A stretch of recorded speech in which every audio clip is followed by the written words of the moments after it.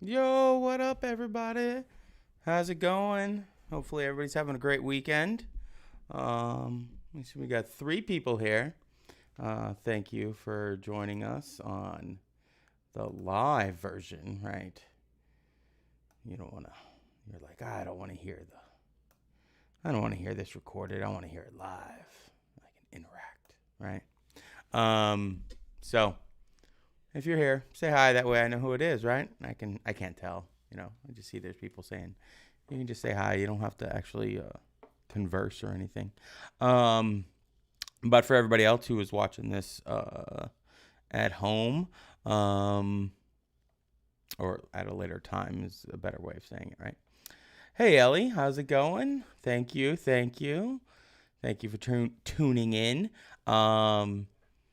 This I'm gonna try to make this one really short, like 35 minutes max. So it's not a lot, and I know this is pointed out to me that a lot of the stuff in the last one was in chapter 2, and because I forgot that at the beginning of the year last year, the book was so different in what they put in chapters 2 and 3, which were kind of the same. So same information, just kind of changed up. Ooh, Alejandra, hey, how's it going? And Murray, how are you? Murray, I'm sorry. I think it's Murray. That's right. Thank you for joining me in this quest through history. That's so cheesy. Okay. I'll get started, but this was, combination of 2 and 3. So you're doing all the chapter questions at one time, so it doesn't really matter. Your test on AP Classroom will be chapters 1, 2, and 3, and then 4 and 5 together. I just split it up like that and make it easier. So it'll be like a short one, 2 short tests rather than one big one. Quest through history. All right.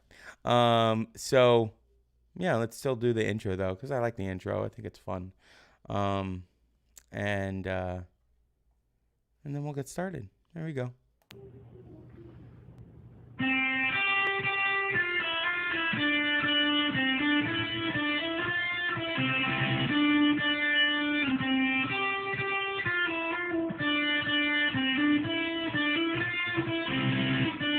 All right. Cool.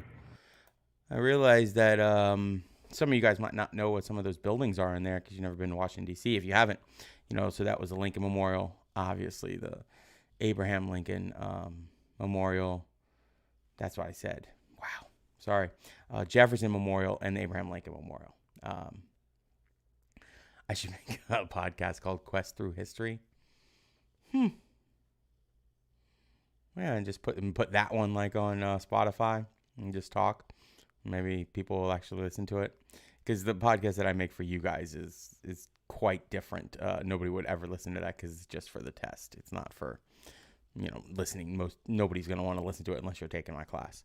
Plus, I put a lot of music on there, and Spotify would be like, no copyrights, that type of stuff. So, yeah, that's an interesting thought. I don't know if you guys saw my the thing earlier today about the hashtag when, what did I say? I don't remember. Teacher for the win. No, my teacher wins. That's what it is.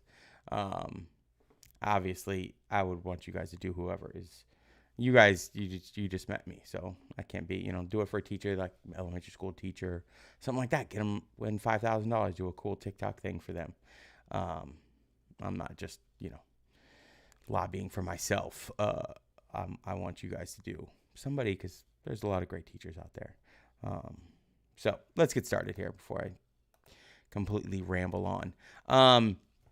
So this chapter is more about the colonies and where these people came from, when they set up the colonies, and what they're made of, what they, their religious beliefs, they're different, markets, they're different ways that they make money, stuff like that. Okay. And how they're broken up. All right. So if we look at here, the northern and middle colonies are religious freedom. Okay. Now, when we say northern colonies, right, and this is going to be weird for, when you start, if you have to like identify things, Middle colonies are Pennsylvania and New York. And you think to yourself, what? How can that be middle? Right? Well, the northern colonies are going to be like New England. Okay. New Hampshire, Maine. Well, not Maine at first, but Massachusetts, Connecticut, Rhode Island. These are the northern colonies. Middle colonies are going to be Pennsylvania, New Jersey, New York. Okay. And I put here most religious dissidents that came to America were various sects of Calvinists.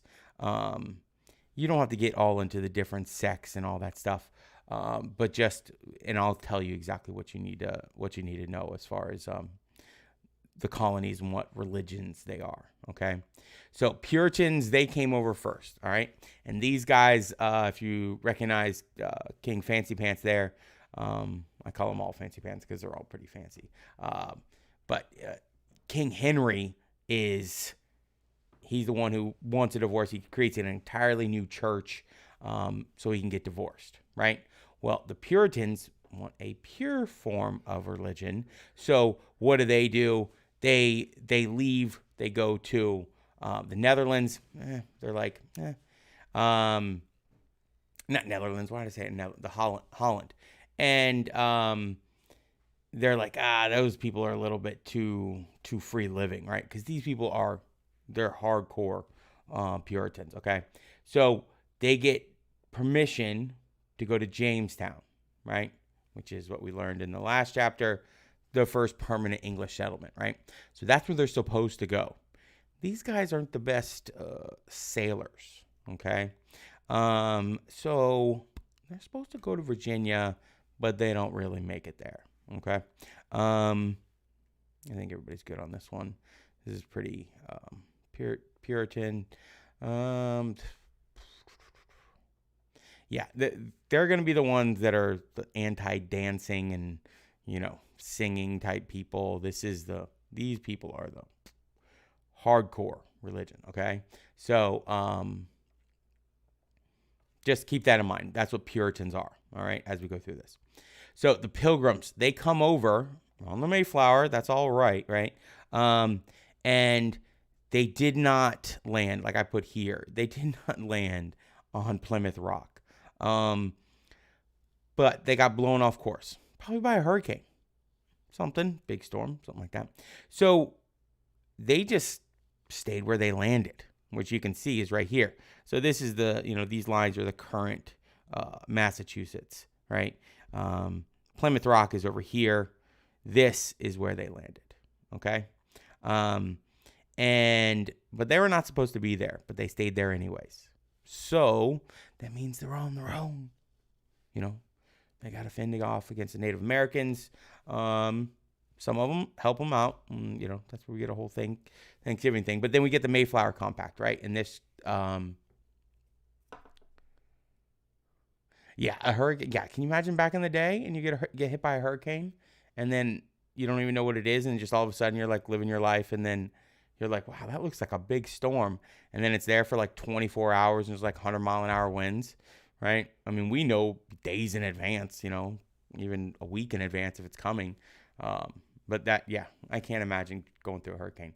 But what's worse is if you were a slave going through the hurricanes coming off of Africa, because that's where they shipped them off of. And then you're chained down. Okay, well, I'm getting ahead of myself. That is the worst thing. You're chained down going through a hurricane. Never been on a boat before, right? Can't swim.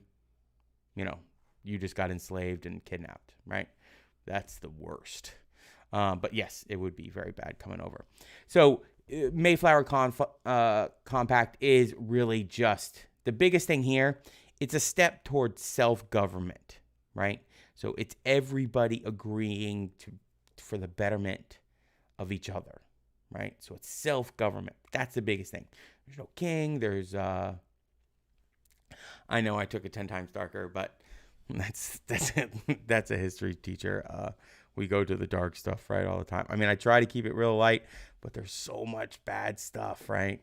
I know. I'm sorry.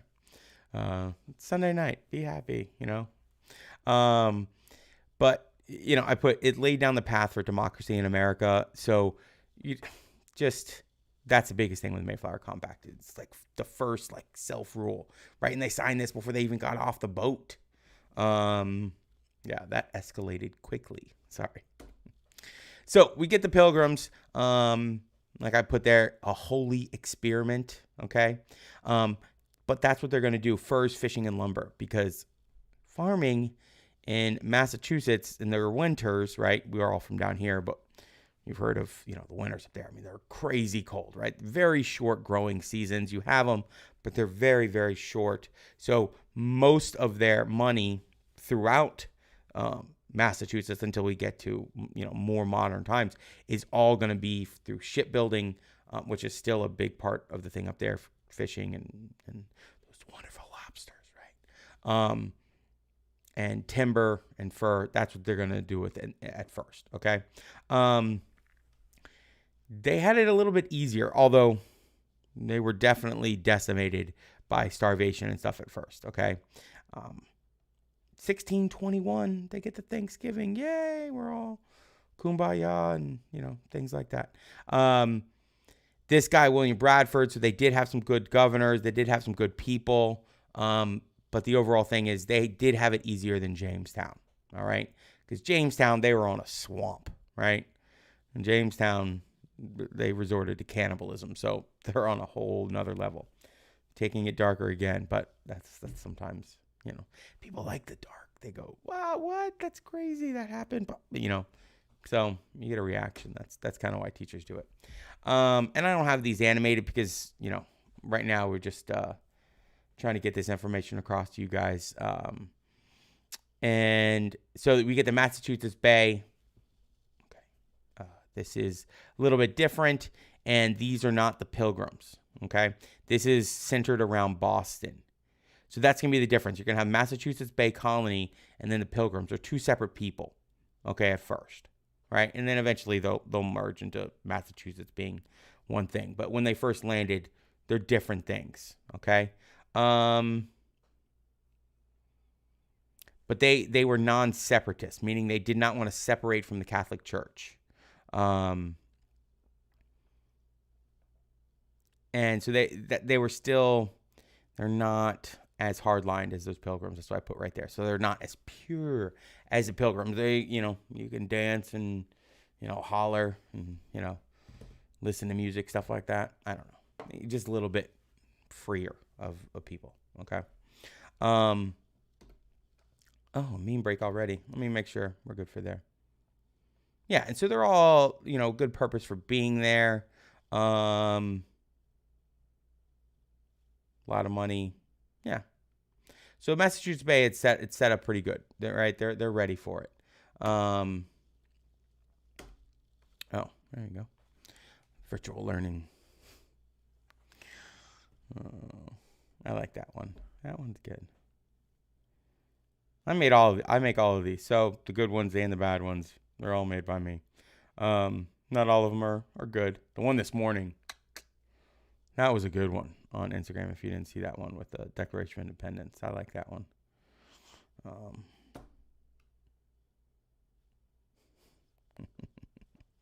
This one I was doing last year because of I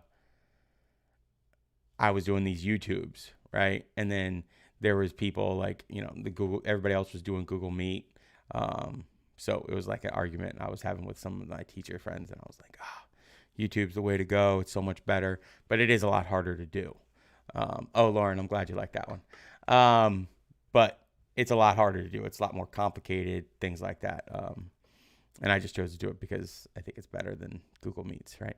I know some students use Grammarly, and you really should, especially anything that you can turn in, it'll help you out. As long as you reread what they put up for you. But photo math, I know you guys all use that because I hear it from the math teachers because we all use the planning room together. So I know you guys use photo math a lot. So we get Massachusetts Bay. We talked about this. John Winthrop was their governor. But this one, you can see why, when you look at a globe like this, right, why they landed here, right? They would land here because it's closer. Hey, Yosin. How's it going? YC5. Yeah, thanks for telling me, like, if your name isn't your handle there, telling me who you are if you pop into these. Don't have a lot of views on the other ones, so I don't know. Maybe I'll send out a thing saying, since everybody knows everything about chapters 1 and 2, I'll make those, that exam especially harder. I can, pump up the intensity of that little test for you guys, since everybody knows it, doesn't have to listen to the lectures at all. I'm joking. I know you guys are doing it. I'm not preaching at you. So a lot of them came to Massachusetts Bay, okay? And during this Great Migration, which you don't really have to know anything about. But most of them went down to the West Indies because they're going to make money down here, right? And what are they making money on? In your head, you should be saying sugar, right? Sugar. That's how they're making money down here. So that's why a lot of them went down here, was to make the money on the sugar, okay? And the city on a hill, that's Boston. It's still to this day, it's called the city upon a hill. And this is where they first start, restricting voting, right? Not that these people, colonies vote a lot more than back in England, but so male property owners could vote, right? But it's not a democracy, okay? So it's not a democracy. And again, their Protestant ethic, they're seriously committed to work and worldly pursuits. They're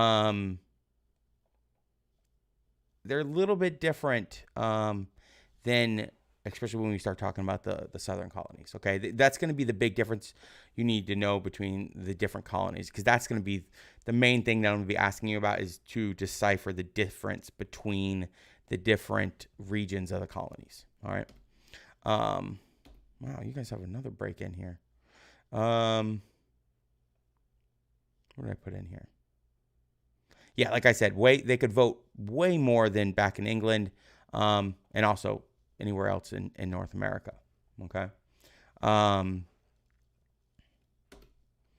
Movie break. I'm not gonna bore you. So Christopher Nolan, I did this last year when Tenet came out.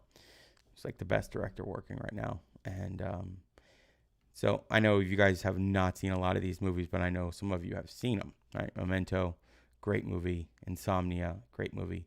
Batman Begins, great movie. Right? And then this one, everybody knows, The Dark Knight, greatest comic book movie of all time. I don't think that's up for debate. You've never seen Batman? Any of the Batmans? Oh my gosh, Alejandra, come on. This is where you need to start, is Batman Begins. You can start there, and then you can go back to the old ones. But you should watch these. Batman Begins. Then this is The Dark Knight, right? Then this is Inception, which is all about the dreams, right? And he wrote and directed that. This is all Christopher Nolan. Then you get The Dark Knight Rises. Great movie. Bane.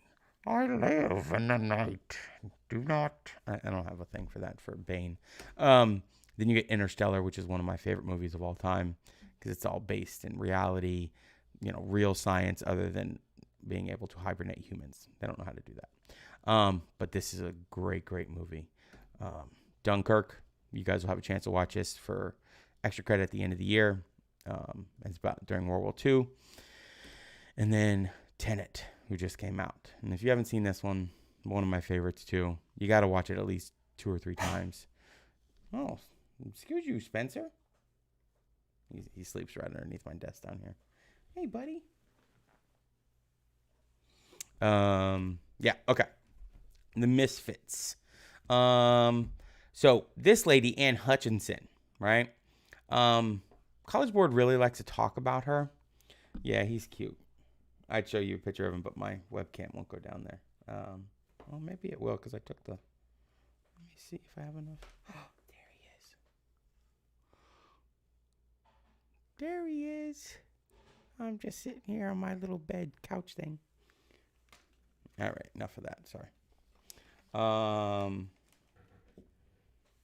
Very good. Yeah, that's about right. Thing's kind of wobbly. Hey, buddy. Most of the time, he's sleeping. So Anne Hutchinson, she doesn't have to obey the laws of God or man. She's like, she's, back in the day, for a woman to be like this was crazy. Oh, who doesn't love dogs? Dogs are the best. She moved to Rhode Island, had 14 kids, so she stuck up for herself, which is why I think College Board likes her, and I do too. Right? She stuck up for herself. This is what she believed, and she got banished because she was too much. Oh, Spencer. Yeah, Spencer knows a lot about history. He's listened to a lot, that's for sure. He's like this. Anne Hutchinson, yeah, she moved in, and John Winthrop, these people are, Northern colonists. They're kind of crazy. It'd be funny if you could hear his brain out. He was saying stuff like that. Yeah, he does. Well, at least when I do the YouTubes, right? You guys get to hear me the rest of the time. And yeah, my voice is so much better now. So this guy, Roger Williams, he gets banned. And he found, it's always a weird word when I say found Rhode Island. Yeah, now he's laying down. He's got his head down. Founded Rhode Island, right? 1636. And this is the first Baptist church. So if you've heard of Baptist church, then, that's where he's the first one. And they didn't have any permission, right? Because they had to have a charter. They had to have permission from the king to do this stuff. They didn't. And they were just like, we're going to squat here, right? And squatters' rights, you hear about that stuff. And so this is why, to this day, Rhode Island became known as individualistic and independent, right? They always had this attitude. Oh, Devin, you missed Spencer's appearance? Yeah, he's down there. Here, I'll show you one more time. Let me see. I'll make sure you guys. He's asleep now. Oh, you can see an alternator on the floor from my car. There you go. He's sleeping. He's out. Okay. All right. Back to it. We got to finish up. Spencer is the ultimate A pusher. Yeah, that's true. Yeah.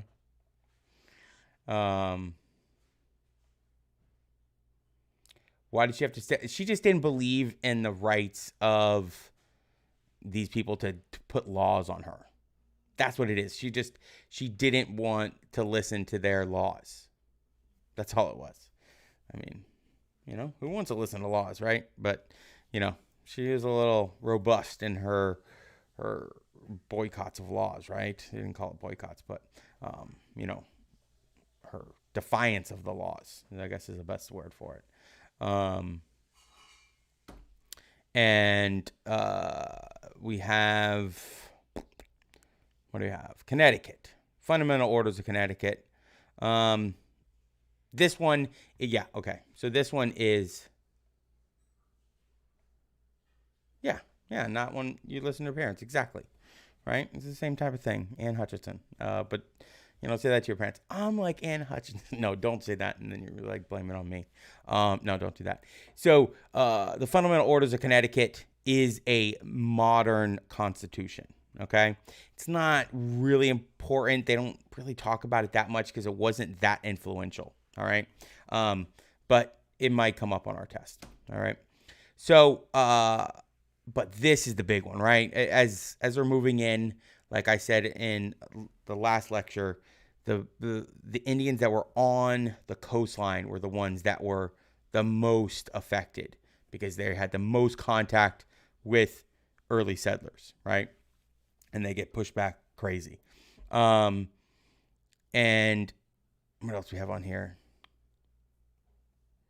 Yeah. And then also I don't know if I have it on there, but remember, these Native Americans don't get together. They're individual tribes. They don't, they're not binding together, right?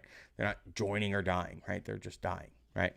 And that's not to be a joke. I mean, it's just really, they just didn't join up together. Like, they didn't have big city states like the Aztecs and the Mayas, who still went down because of disease. And that's what the problem is with here. They're just dying with disease. And these people, I put here, the Puritans were there to stay. They brought women and children. They weren't like Jamestown. Remember back to when we were talking about Jamestown, they were there just to get rich. So they had some women, but they weren't there to really stay. They were there to get rich and go home. Okay. But they would start spreading east to take advantage of more timber and more land. And they're just going to come into contact with more of them. How come the Europeans didn't get any diseases from the Native Americans? That's a good question, and I have thought about that in the past. I think it's just because the Europeans had more access to more people. Because remember, this continent was cut off from everybody else, right? Once the Ice Age ended, it's cut off. Whereas Europeans had the plague. Remember, that was brought over from Asia. They had Africans that came in, from the continent of Africa, from all over. So you have that whole big area of people, from vast amounts of people. Whereas the Native Americans, they were in little tiny tribes that didn't really, interact with anybody else. And there was a lot of people, but they didn't have the amount of people that were in contact with Europeans. But that's a great question, Abdullah. Good to see you there. Good to see you here. I can't see you at all, but I know you're there. I think we already talked about King Philip's War. No, I don't think we did. So King Philip's War, they named him King Philip, but his name was Metacom. They just were like, yeah, we don't like Metacom, so we're just going to change your name to Philip. How arrogant is that? You're changing the name of your opponent just because you don't like their name and you find it hard to say, right? So they did attack a lot of towns, but again, these people were taking over their land. The colonists were taking over their land. Metacom was drawn and quartered and then beheaded, and at Plymouth, his head was on a pike. So this is going to get dark again, Alejandro. Sorry. Drawn and quartered means that it means different things different times. But in this case, they would tie your arms and your legs to 4 different horses, and they'd pull them in different directions, all 4 different directions, right? So you'd be quartered, right, or about there, right? And so now you're in 4 pieces, and then drawn, they would cut your stomach open and then pull your intestines out and put them on your chest. Yuck, right? Dark stuff, right? And then they cut his head off and put it on a pike. Means they put it on like a stick and just set it there for a year until it turned into a skull, just as a warning to other Native Americans. Yeah. Oh, it's crazy. Not a lot of resistance after this, right?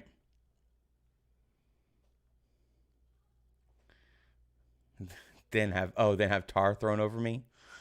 I don't think so. You being pulled apart is pretty bad. Questionable. That's more than questionable. Yeah, I knew what you meant, Alejandro. Yeah, that's there's really bad methods. I mean, some bad ways that they start killing people. So the New England Confederacy. Don't worry about this one. Don't worry about that. Dominion of New England. Okay. This one. So we got the Navigation Acts. Remember, we're talking about those. We've talked about those. They started strengthening those what we're currently in class in chapter 7, right? And that was because of the taxes and all that stuff. And so again, see, this is 1686. So there was salutary neglect. Then they started these navigation acts, right? Because they wanted more taxes. So this is when salutary neglect went away and they started navigation acts. Then salutary neglect came back in like 30, 40 years, and then went out for another 30 or 40 years, right? So this is the off and on thing with England and the taxes, okay? Yeah, in the early years, they really didn't pay a lot of attention. And then they all of a sudden did. They needed some money for taxes, okay? Glorious Revolution. This one, the biggest thing about this one is it went from King James II and his Protestant daughter came in, okay?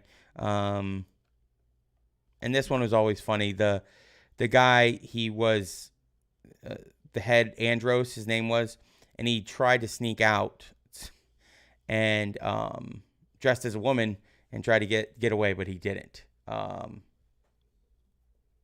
Yeah, it's always taxes. It's always taxes.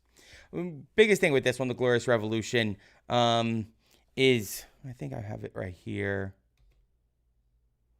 It's just that England switches to Protestant, okay, in 1688. Well, that's the biggest one on that.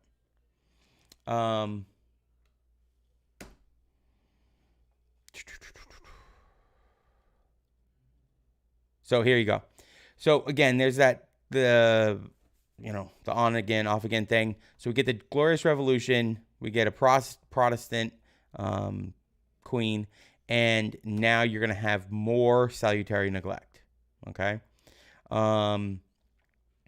Massachusetts is a royal colony. If you don't know what a royal colony is, that's where it's controlled by the king, right? Make sure you know that part. Laws. Yeah, okay. So Glorious Revolution, navigation laws get, weakened again, right? But they're going to come back. That's when they're going to come back after all of this time. So you see what I'm saying? Like 1691, right? So this is why the colonists have this big problem with the taxes, because it was so long, okay, that they don't have taxes.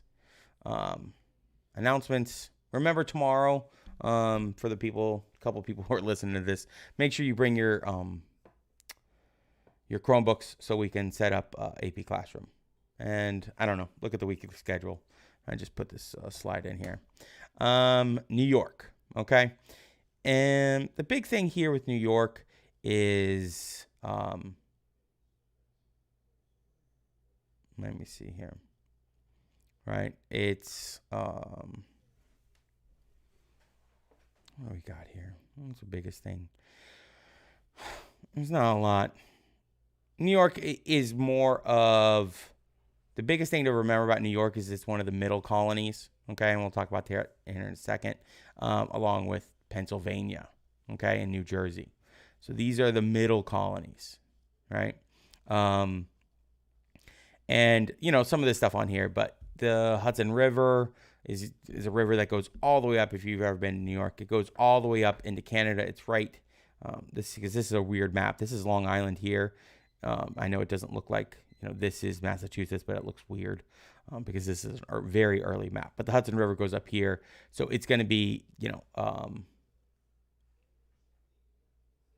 oh, no. It doesn't matter. However, you can sign on to AP Classroom. Yeah, that's fine. Laptop, anything, it's fine. Because you're not taking a test on it. You're just signing up. So, yeah, the biggest thing about, as they took over New York from New Amsterdam, from the Dutch East India Company, and it was, they controlled everything from Georgia all the way up, right? So that's going to be key here. They're going to be controlling everything, all the colonies along the coastline, okay? Pennsylvania is by the Quakers. This guy should look familiar, the Quaker Oat box, right? So William Penn is his name. And he was very, very rich. And he was just trying to get people to come over to start a new colony. Now, this was definitely to start a new thing. And the Quakers were persecuted throughout England. Again, this is a religious thing, but the Quakers were very good people. They don't believe in slavery. They don't believe in violence.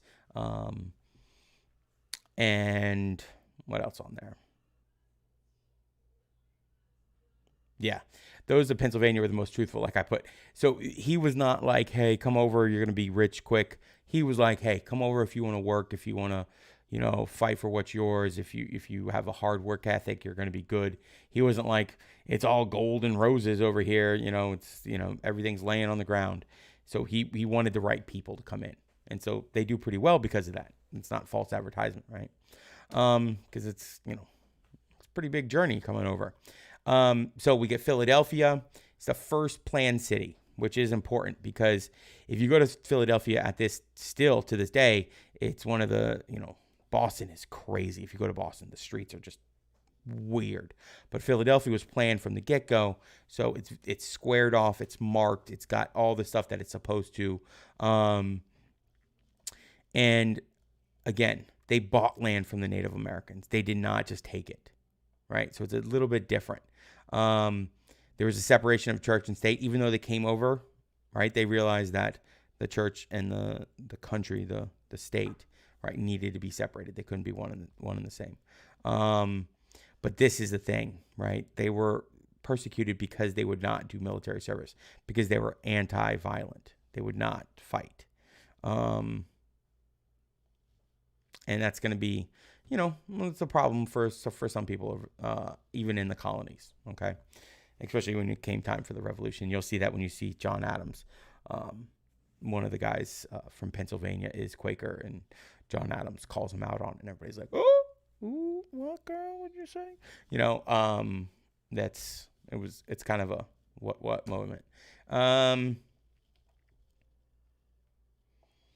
New Jersey, don't worry about it. It's just there. It's not much to know. Same thing with Delaware. Delaware's so small. But you need to know what the Middle Colonies are, okay? So Maryland and Virginia are what, right? You should be in your head saying Chesapeake. Yes, I got it, Mr. Green. Good for you. I'm glad for you. You got the Chesapeake, right? They're known for tobacco and stuff. Then you have New York, New Jersey, Delaware, and Pennsylvania. You just have to know what these are, right? Because I'll be asking you to differentiate between the two. And they're known as the bread colonies because they have a lot of grain. And the colonies were large, and it's good soil. So that's the biggest thing on this. They're called the bread colonies. They're in the middle. It's very hard for students to think of New York as the middle, right? But that's what it is. That's the region. That's the region it is in. Okay. So your seaports, New York, Philadelphia, are the big ones. They're very ethnically mixed. And I put the most American of all the colonies. So they're the most just mixed up in general. Okay. What else we got here? Yeah, they're not as strict as the northern colonies, but they're not as unreligious as the southern colonies. Southern colonies are very non-religious, not unreligious, right? But they aren't have this hierarchy of people. There's just a better mix of people. It's just a better overall experience in the middle colonies than either the north or the south, okay? The New England or the southern colonies or even the Chesapeake, all right?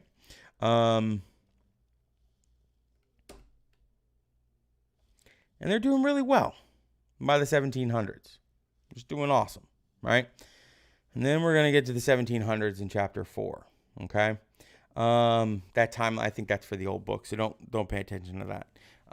But they're doing well. So the thing overall here is between chapters 2 and 3, you need to be able to differentiate between the colonies. That's the biggest thing, right? William Penn, you need to know him. John Winthrop, James Oglethorpe, those guys, you're going to need to know what colonies they started and didn't start, right? And differentiate between the middle, the Chesapeake, and then the southern.